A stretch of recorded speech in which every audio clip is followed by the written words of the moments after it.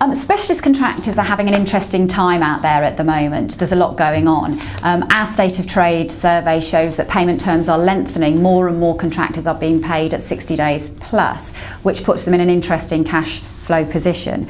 The banks are starting to look closely at loans, overdrafts, facilities, which contractors have traditionally relied on within our sector. And also our State of Trade shows that the inquiries are going down, orders are going down and margins are decreasing, which means specialist contractors are feeling the pinch all round.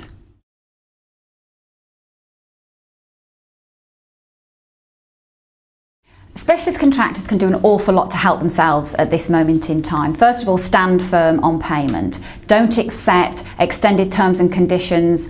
Don't accept breaches of contract just because of the current situation. If you've got 30-day payment terms, stick to them. If you lose them now, you'll never get them back. Secondly, those with good management systems and processes will weather the storm much better. And if they abide by their principles, they'll be much better able to weather the upturn when it comes. And thirdly, keep investing in training within their businesses. We started off with a skill shortage. That's starting to disappear now, but it will happen again. There will be more business coming, there will be an upturn, and we need those apprentices to be ready and waiting to go. And if we stop the investment in training now, we'll be back in the same position in a couple of years that we were a couple of years ago.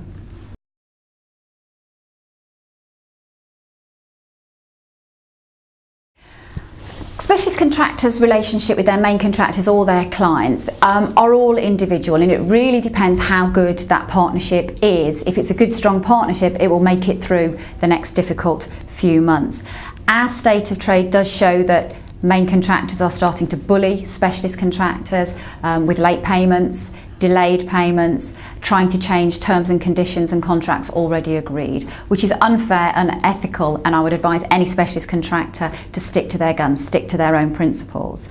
There will be a supply chain of the future. Those main contractors will need a supply chain of the future. It's important to maintain those relationships and work through the difficult times so we can all share in the good times within this industry.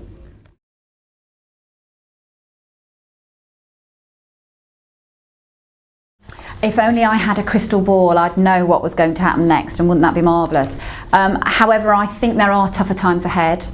I think there are going to be casualties, and unfortunately amongst specialist contractors, it's them that employ the workforce, train the workforce and actually carry out the work on site. So it is important that that part of the industry does weather the storm. However, there is some good news.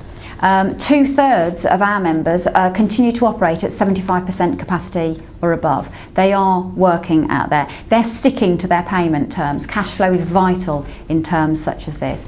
And there is work ahead. We've got London 2012. We've got Crossrail. There is public spending to come. And I think that may be our saving grace. But we have to look longer term than that. If the money is spent in the next few years, what is to come after that? But it will pick up. I have confidence in that.